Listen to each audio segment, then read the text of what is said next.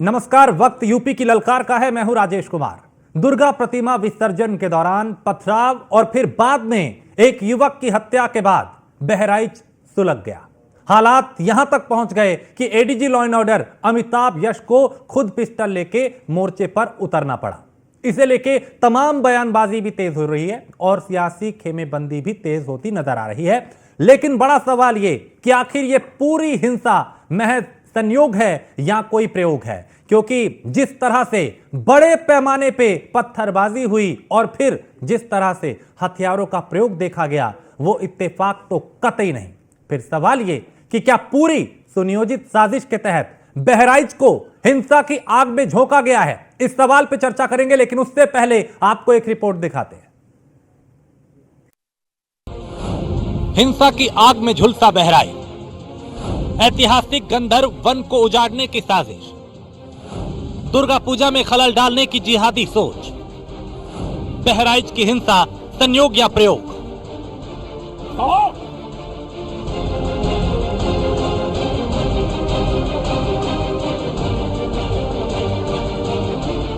जब सूबे के एसटीएफ चीफ और एडीजी लॉ एंड ऑर्डर को खुद ही हथियार लेकर मोर्चे पर निकलना पड़ जाए तो समझना मुश्किल नहीं कि हालात किस कदर बिगड़े होंगे। तस्वीरें बहराइच की हैं, जब एडीजी लॉ एंड ऑर्डर ने उपद्रवी भीड़ को सरेआम सड़क पर पिस्टल लेकर दौड़ा दिया। हालात इस कदर बेकाबू दिखे कि एडीजी के ललकारने के बाद भी भीड़ पीछे हटने को तैयार नहीं हुई। प्रशासन ने जैसे तैसे समझाकर हिंसा में मारे गए युवक के परिजनों को अंतिम संस्कार के लिए तो मना लिया, लेकिन गुस्से की जो आग भड़की उसने बहराइच की सड़कों पर धूल और धुएं का गुबार पैदा कर दिया। मामले की शुरुआत महसी तहसील के महाराजगंज इलाके से हुई, जहां देवी प्रतिमा के विसर्जन के दौरान विवाद हो गया, जिसके बाद एक युवक को गोली मार दी गई और स्थिति ज्यादा बिगड़ गई। घटना के चलते फखरपुर समेत कई जगहों पर मूर्ति विसर्जन रुक गई। हालांकि रविवार देर रात प्रशासन की मुस्तैदी से विसर्जन कार्यक्रम संपन्न हुआ। मूर्ति विसर्जन तो संपन्न हो गई, लेकिन सोमवार की सुबह दोनों पक्षों के लोग एक बार फिर आमने सामने आ गए। इससे पहले पुलिस ने 30 लोगों को हिरासत में भी लिया, बावजूद इसके हिंसा पर लगाम नहीं लगी। महसी इलाके में करीब आधा दर्जन घरों में आगजनी की गई। इतना ही नहीं, उपद्रवियों ने दुकानों और गाड़ियों को भी आग के हवाले कर दिया। बहराइच के महसी तहसील क्षेत्र में कल से शुरू हुआ उपद्रव आज भी जारी है। विसर्जन के दौरान एक युवक की हत्या के बाद स्थिति विस्फोटक हो गई। देखते देखते विसर्जन को रोक दिया गया। इसके बाद प्रशासन ने आरोपियों के विरुद्ध, दोषियों के विरुद्ध मुकदमा दर्ज कर 30 आरोपियों को, संदिग्ध आरोपियों को गिरफ्तार कर लिया। इसके बाद देर रात को विसर्जन हुआ। देर रात में 3 डॉक्टरों के पैनल ने उस मृतक युवक का पोस्टमार्टम किया और लाश उनके परिजनों को सौंप दी। लेकिन परिजनों ने आज महसी तहसील पर लाश को रखकर प्रदर्शन किया। वो इस बात की मांग कर रहे थे कि जो आरोपी है उनके घर बुलडोजर चले। इसके बाद स्थिति विस्फोटक हो गई। लोगों के आगजनी शुरू हो गई। कई घरों में और दुकानों में आग लगा दी गई, कई गाड़ियों में आग लगाई गई।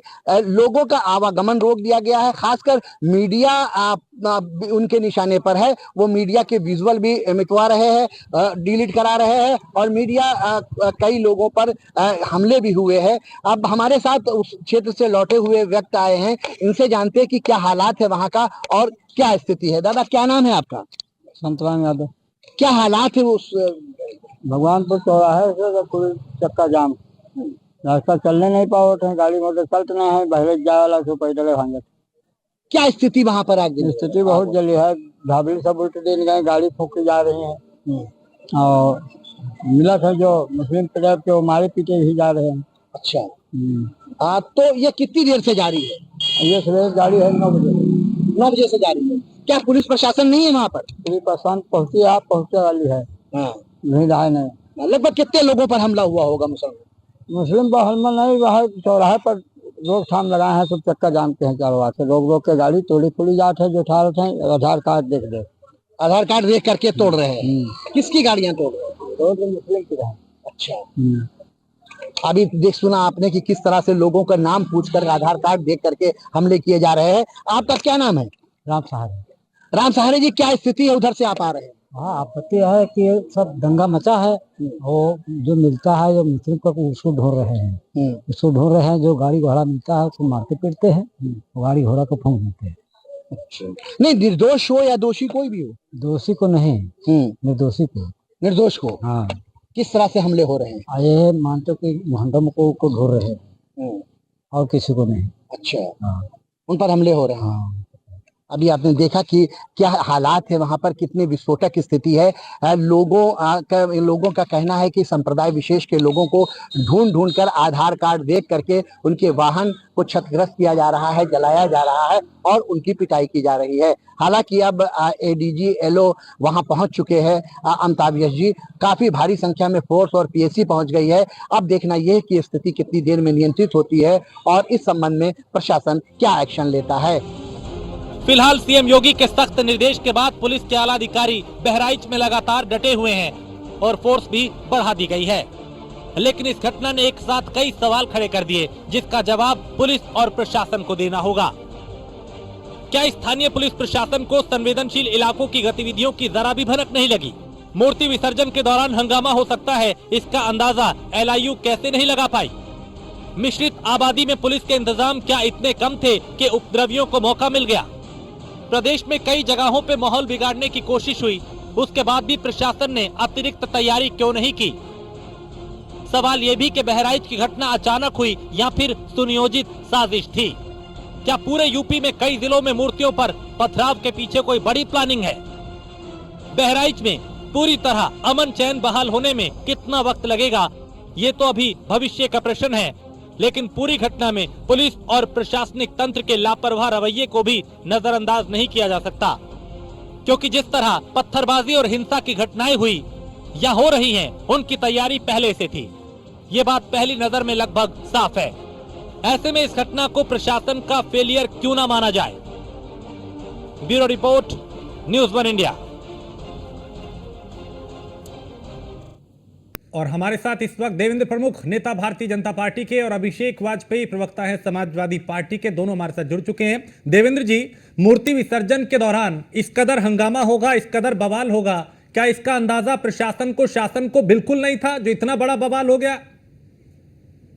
देखिए राजेश, निकल कर जो तथ्य के साथ आ रही हैं और जो प्री प्लान होता है, जो विपक्ष की पार्टियों का काम है, जो काफी लंबे समय से प्रयास ये कर रहे थे कि देश प्रदेश शांत कैसे है। आज उन लोगों को ये जो है शांति मिली होगी, क्योंकि उनका एक ये प्रयास काफी दिन से चल रहा था। ये प्लान आप पिछले लगभग 4 महीने से उत्तर प्रदेश में देख रहे हैं। कहीं के रेलवे की जो पटरियां हैं उन पर विस्फोटक चीज मिलनी, या कहीं संवेदनशील जगह जो है वो चीज, ये प्रयास करना, लेकिन सरकार वहां स्टिक होती है, लॉ एंड ऑर्डर स्टिक होता है तो घटना नहीं घटती।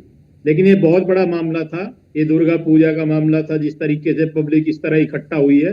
और हिम्मत की काम भी है, हिम्मत की दाद भी देनी है कि बिगर किसी सपोर्ट के इतनी हिम्मत नहीं होती लोगों पे इस तरह का जो है। नहीं तो फिर इतनी हिम्मत देवेंद्र प्रमुख किसकी प्रशासन हो की अगर कहीं कमी गई? रही योगी है तो सरकार निश्चित के होते प्रशासन हुए, मुझे इसका आप विषय लोगों के है, होते बख्शा हुए, कोई नहीं जाएगा ये इसमें। किसकी इतनी लेकिन हिम्मत मैं हो ये गई कहना कि पूरा चाहता हूं कि जो तैयारियां बहराइच है वो आग में सुलग रहा है? आखिर ये एक बार देखें इस तरीके की जो घटनाएं हैं उन पर जो बयान जो सोच समझ करते हैं, इस पर सोच समझ कर बयान दें। सबसे पहले वहां शांति व्यवस्था की जरूरत है, कानून अपना काम कर रही है। उत्तर प्रदेश में जो है लॉ एंड ऑर्डर, कानून की सरकार है, लॉ एंड ऑर्डर जो है वो अपना काम कर रहा है। इसे समय रहते हुए कंट्रोल किया जाएगा। पर ये घटना जो है ये प्री प्लान है, इसमें कहने में कोई गुंजाइश नहीं है। मैं राजेश सर क्लियर कर देता हूं, पिछले 4 महीने से सरकार इस चीज का खुलासा कर चुकी है, पूरे प्रदेश का लॉ एंड ऑर्डर कर चुका है कि ये प्लान तैयार किया जा रहा है कि प्रदेश कैसे भड़के, किस तरह झुलसे। नहीं तो अगर आपको पता है कि ऐसा प्लान किया जा रहा था, देवेंद्र प्रमुख, अगर आपको पता है कि ऐसी प्लानिंग चल रही थी और उसे आप लोग रोक नहीं पाए, तो क्या ये प्रशासन का फेलियर नहीं है, आप लोगों का फेलियर नहीं है? मैंने कहा राजेश सर, पिछले 4 महीने से विभिन्न जगह रेल की पटरियां हैं, बड़े शहर हैं, रोक रहे थे हम, जब तो यह नहीं हो पा रहा था।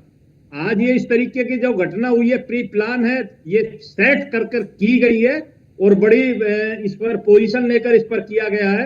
लेकिन सरकार वहां लॉ एंड ऑर्डर स्टिक है, बिल्कुल इस घटना का जो है कंट्रोल कर लिया गया है। शाम तक आपको इसकी शानदार न्यूज मिलेगी कि एक भी दोषी बख्शा नहीं जाएगा और निर्णय होगा।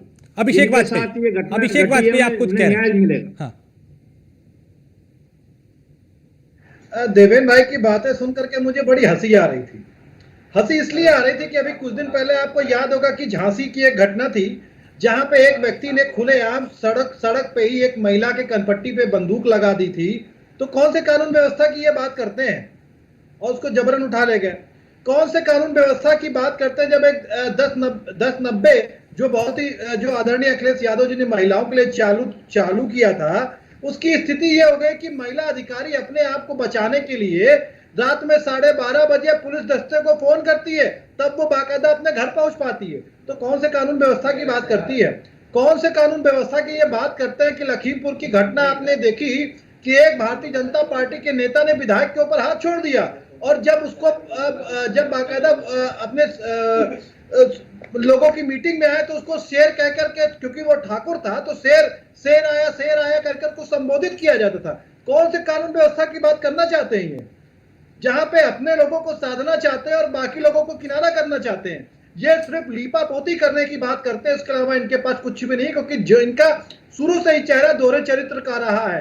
एक नहीं, आप कोई भी पेपर उठा करके आज के समय में आप देख लीजिए, नित नए दिन महिलाओं के साथ अपहरण की घटना, नित नए दिन बलात्कार की घटना, नित नए दिन अलग घटने दिख रहे। अभी आप देखिए पुलिस कस्टडी में बाकायदा एक दलित व्यक्ति की मतलब उसका हत्या हो गई है। किस बात की बात ये करना चाहते हैं? ये सिर्फ अपना लीपा पोती करके चैनल के माध्यम से सिर्फ बड़ी बड़ी पिक्चरें दिखाने का काम करते हैं, लेकिन धरातल पे कुछ भी नहीं है। भारतीय जनता पार्टी का आप इससे समझ लीजिए कि अगर कहीं पे जब कोई व्यक्ति जाता है तो अपने सुशासन को गिनाता है, और जब मुख्यमंत्री योगी आदित्यनाथ जी हरियाणा के चुनाव में गए तो कैसे बयान देते? बटेंगे तो कटेंगे। ये इस तरीके से बयान कौन देता है? देवेंद्र प्रमुख, बयानों को हवा एक मौका मिल गया विपक्ष को भी। देखिए, ये प्रशासन का फेलियर जो हुआ उसमें मौका मिल गया उनको आप लोगों को घेरने का, क्योंकि हुआ भी ऐसा ही है। राजेश जी, इंटेलिजेंस क्या कर रहा था? इनकी पुलिस नाकाम व्यवस्था करके चल रहे थे। अभी आपने देखा कि जब आदरणीय अखिलेश यादव जी नहीं है, प्रशासन स्टिक था, तभी हमने इस घटना को जो समय रहते हुए कंट्रोल किया। मैंने आपको तथ्य के साथ बोला है, आपके चैनल्स के माध्यम से ये बराबर बात चल रही है। पिछले 4 महीने से ये प्रयास किया जाएगा कि उत्तर प्रदेश जले तो जले कैसे, क्योंकि ये वही उत्तर प्रदेश है जो दंगों में 400 प्लस दंगे का रिकॉर्ड बनाता है। नहीं तो कौन जलाने की प्लानिंग कर रहा था? में कोई दंगा नहीं होता, यहाँ कौन साजिश रच रहा है? कोई तोड़फोड़ नहीं होती, उसका प्रयास किया जा रहा था। उसके प्रयास में ये प्रयास किया गया, लेकिन यहाँ सरकार फेलियर होती तो ये दंगा आज नहीं, अब से 4 महीने पहले होता। आज ये एक अधूरा प्रयास किया गया है जिसको पूरा नहीं होने दिया जाएगा। फिर मैं आपको चैनल पर बैठकर कह रहा हूं, नहीं तो कौन लोग हैं देवेंद्र प्रमुख जो इस तरह की, जिन्होंने साजिश को रचा? कानून व्यवस्था पूरा प्रदेश वहां उपस्थित है। आप चिंता नहीं कीजिए, कुछ घंटे में कंट्रोल किया जाएगा और एक एक बात को क्लियर किया जाएगा तथ्य के सर। एक चीज और करता हूँ राजेश सर, एक एक चीज क्लियर करेंगे और एक एक दोषी को सजा देंगे। बड़ी बात बता रहा हूँ। नहीं तो आपकी शक की सुई किस तरफ जा रही है जो आप ये कह रहे हैं कि ये भी प्लानिंग के तहत है? पिछले 4 महीने से प्लानिंग की जा रही थी। देवेंद्र प्रमुख, कौन है जो उत्तर प्रदेश को इस तरह हिंसा की आग में जलाना चाह रहा था? कौन साजिश रच रहा? ये वही लोग हैं, ये राजेश सर वही लोग हैं जो पीछे खड़े होकर अल्पसंख्यक की बात करते हैं, जो एक समाज की बात करते हैं, जो पीडीए के नाम पर कुछ समाज को, कुछ धर्मों को, कुछ क्षत्रियों को, ओबीसी को हमेशा नीचा दिखाने का प्रयास करते हैं, पीडीए की बात करते हैं, लेकिन अल्पसंख्यक के साथ आते हैं, सनातन को गाली देते हैं, हिंदू मुसलमान की बात करते हैं, प्रदेश तोड़ने की बात करते हैं, आतंकवाद का समर्थन करते हैं। वही लोग प्रदेश को जलाने का प्रयास कर रहे हैं। अभिषेक कहता हूं आपको कि तथ्य के साथ राजेश जी, ये लोग राजेश जी, आज इनके पास बोलने के लिए, अपने बचाव में कहने के लिए कुछ भी नहीं बोलते। आपको याद दिला दूं, कुछ दिन पहले की घटना सुल्तानपुर की थी, जहां पे पुलिस वाले को सरेआम गोली मार दी गई। तय कर तरीके से आपको याद दिला दूं कि लखनऊ से किसी भी तरह से नगर से एक युवती का अपहरण हो गया था। इनके पास कोई जवाबदेही नहीं है। परेशानी ये है, सिर्फ ये लोगों को बचाने का काम करते हैं, इसके अलावा उनके पास कुछ भी काम नहीं है, क्योंकि आज इनके पास इनकी कलई फूट गई है, इनकी पोल फूट गई है। ये हर संसद को आर्थिक या पढ़े लिखे को पहुंची क्या, इतने सारे उदाहरण मैंने गिना दिए। एक भी बात इनके पास जवाब नहीं है, तो जवाब नहीं कहां से? क्योंकि कानून व्यवस्था रचा हो चुकी है उत्तर प्रदेश में, जनता राज कायम हो रखा है, क्योंकि अधिकारी स्वयं मुख्यमंत्री योगी आदित्यनाथ जी की सुनते नहीं है। अरे कहाँ तक अधिकारी जो है लोगों को धमकाते रहते हैं। जब कौन सी बात करना चाहते हैं? एक भाजपा नेता दूसरे विधायक को एक बार बोल नहीं थप्पड़ पाए मार देता है, तो सोचिए कुछ एक ठाकुर व्यक्ति एक एक पिछड़े व्यक्ति के विधायक को बाकायदा थप्पड़ मार देता है। तो कौन सी बात करना चाहते हैं? आप प्रदेश चलने पर बयान दे रहे हैं, एक साथ खड़े हो गए। अरे एक बार भी मिलकर, मैं कहता हूँ राहुल, अरे एक बार भी आपने उत्तर प्रदेश को जला करके रख दिया हुआ है। उत्तर प्रदेश में कानून व्यवस्था नाम की चीज नहीं रह गई है। उत्तर प्रदेश को आपने झोंक करके रख दिया, जंगल राज बना दिया। आपकी अपनी जेबें गर्म होनी चाहिए। गंदी उसके अलावा आपके पास कुछ वो ये इतने बड़ी भला नहीं कर सकती। आज तक उत्तर प्रदेश में नहीं हुई है। कुछ जो मुख्यमंत्री योगी आदित्यनाथ जी को तो शर्म से पानी पानी होकर के नैतिकता के तौर पर इस्तीफा दे देना उसको चाहिए। बुलाने का आपका ये प्रयास है। मुख्यमंत्री योगी आदित्यनाथ जी को इस्तीफा दे देना चाहिए। चुनाव को देखकर क्योंकि प्रदेश उनके समझ नहीं रहा है, तभी वो कटेंगे तो कटेंगे के नाम पे वोट मांगते रहते हैं। तभी वो कुछ भी अपने कामों को बना नहीं पा रहे, क्योंकि आज उत्तर प्रदेश में महिलाएं चलती हैं तो डर के चलती हैं। रात को 12 बजे के बाद सुरक्षा मुहैया कराना पड़ता है। आज यह उत्तर प्रदेश की हालत आपने कर दी हुई है। एक भी दंगाई बख्शा नहीं जाएगा, डंके की चोट पर बोल रहा हूँ, तब के साथ बोल रहा आपने हूं, कोई कार्रवाई कर ली, आपने विधायक के ऊपर किसी भी आपके धर्म नेता से ने हो, थप्पड़ मारा, आपने क्या कर दिया? सरकार में क्या रहकर किया आपने? कौन अगर सी कोई कार्रवाई भी की? दंगा करता है बताओ, तो नोटिस निश्चित दिया, सरकार का सरेआम नुकसान एक जनप्रतिनिधि को करता है। थप्पड़ मार दिया, जनप्रतिनिधि को थप्पड़ मारा आपने, कहा बताओ नोटिस दिया, शर्म आनी चाहिए आपको। मैंने एक एक चीज चुने नहीं हुए बोली है, विधायक वाजपेयी के जी, ऊपर आप लोग आप प्रहार बोल नहीं कराते पाए। हैं। क्यों? आपके नेता क्योंकि बाहर वो निकलने की पिछड़ा हुआ हिम्मत व्यक्ति नहीं जुटा रहता पाते। है। अगर पिछड़ों कहीं के बोलने लिए की बात है तो सम्मान नहीं मीडिया बोलते, वालों के लिए लेकिन सम्मान प्रदेश नहीं है। जुड़े, इस प्रदेश वजह से टूटे, आपने कोई सनातन पर भी हमला हो, कार्रवाई नहीं हिंदू की, मरे, क्योंकि वो तो ठाकुर मुसलमान की बात था रखने और क्यों ठाकुर कराते हो? व्यक्ति के ऊपर भाई कोई ऐसी कार्रवाई बातें नहीं हो छोड़ दो सकती है। ये ये पूरा देश उत्तर तोड़ने प्रदेश वाली जानता बात है, ये लोकतंत्र को नुकसान पहुंचाने वाली बात है, ये बहुसंख्यकों के साथ खिलाफ खिलवाड़ करने जैसी मीडिया बात के है। खिलाफ जब है, चुनाव इसी आता वजह है से तो आपने जाति की बात करते हो। अपने व्यक्ति को लेकिन अभिषेक वाजपेयी, तो ऐसे हालात में जब प्रदेश का एक चलेगा, हिस्सा जल आपको रहा मुझे है, बताइए। तब कम से कम आपको शांति की अपील तो करना चाहिए। राजनीति के लिए और बहुत सारे मुद्दे हैं, बाद में हो सकती है राजनीति। ऐसे गर्म हालात पे कम से कम ये तो कहना चाहिए कि भाई हम राजनीति बाद में दूसरे मुद्दों पे कर सकते हैं, अभी कम से कम शांति कायम हो, ये प्राथमिकता होनी चाहिए राजनीतिक दलों की। राजेश जी, हमारे वहाँ के जनप्रतिनिधि वहाँ पे जा रहे हैं और बाकायदा लोगों से अपील वहाँ के जिला अध्यक्ष ने, महानगर अध्यक्ष ने इन चीजों के लिए किया हुआ है और जा करके किसी का हाथ जोड़ करके विनम्र निवेदन करेंगे प्रदेश में रहने वाला व्यक्ति प्रदेश में हर एक चीज जो यूज करते हैं वो हमारी संपत्ति है, उसे बचाने का काम करे और भारतीय जनता पार्टी के हथकंडे में ना आए, क्योंकि भारतीय जनता पार्टी हमेशा से दंगे फैलाने का काम करती है, हमेशा से लोगों को उत्तर प्रदेश भिड़ाने में का काम चुनाव करती है। और आपको इसका लाभ मिले। नहीं तो देवेंद्र प्रमुख क्या ये कोई प्रयोग नजर आता है आपको? देवेंद्र प्रमुख, क्या आपको लगता है ये कोई प्रयोग है चुनाव से पहले, चूंकि अभी उपचुनाव भी है, आगे 27 का चुनाव है, क्या आपको लगता है ये कोई प्रयोग किया जा रहा है? ये इतनी बड़ी साजिश, क्योंकि अब तक आप लोग बंगाल में इस तरह की हिंसा को आधार बना के वहां की सरकार को घेरते थे, अभी बहराइच में होने लगा है।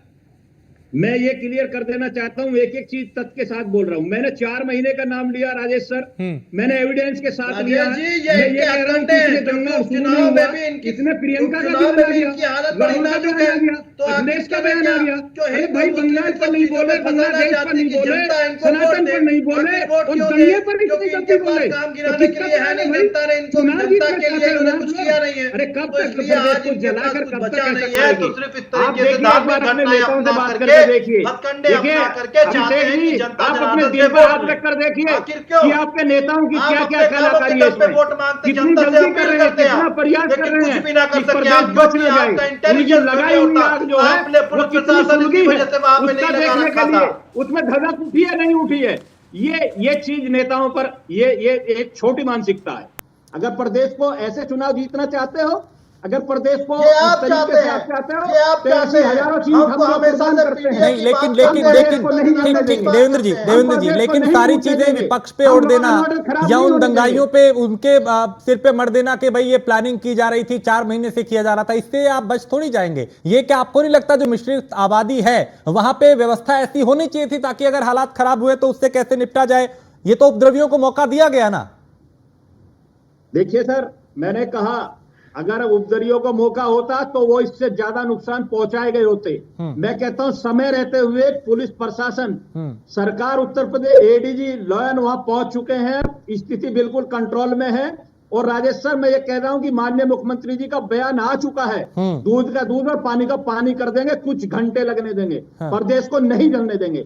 लेकिन तथ्य ये निकाल कर ला रहे हैं। मैं तो आपको तथ्य के साथ बोल रहा हूं, आप ट्वीट चेक कर लीजिए ना, एक्स चेक करिए ना, किन किन नेताओं का, भाई इनकी एनर्जी कहां से बनती है, कितनी जल्दी बनी है, ये इससे ज्यादा तत्परता इनकी दिखाई गई है। और तत्परता के साथ जिस तरह बयान आए इतने बड़े नेताओं के, अरे प्रदेश बचाने के लिए अपील करते तो ना, क्या कैसे मौजूद थे ना कि समुदाय का हो तो आपके यहाँ पे क्या सिखाया जाता है, कैसे धोखा दिया जाए, कैसे जनता के वोट हथियाए जाए, कैसे जनता को हिंदू और मुस्लिम में फंसाया जाए, किस तरीके से उनको लड़ाया जाए, आप इन्हीं चीजों की ट्रेनिंग लेते हैं। आरएसएस से लेकर के भारतीय जनता पार्टी वाले इसी में माहिर हैं, क्योंकि आपका तो शुरू से ही काम है कि समाज में जहर घोलना आपका काम रहा है। तो समाज में जहर घोलने का काम हमेशा से करते आए हैं और वही कर रहे हैं। ये साफ साफ पता चलता है मुख्यमंत्री जी के पास पहले के बाद। लेकिन अभिषेक वाजपेयी, जब बंगाल में हिंसा होती है, जब राजस्थान में होती है, जब उन जगहों पे होती है जहां पे आपके सहयोगी इंडिया गठबंधन के साथियों की सरकार है,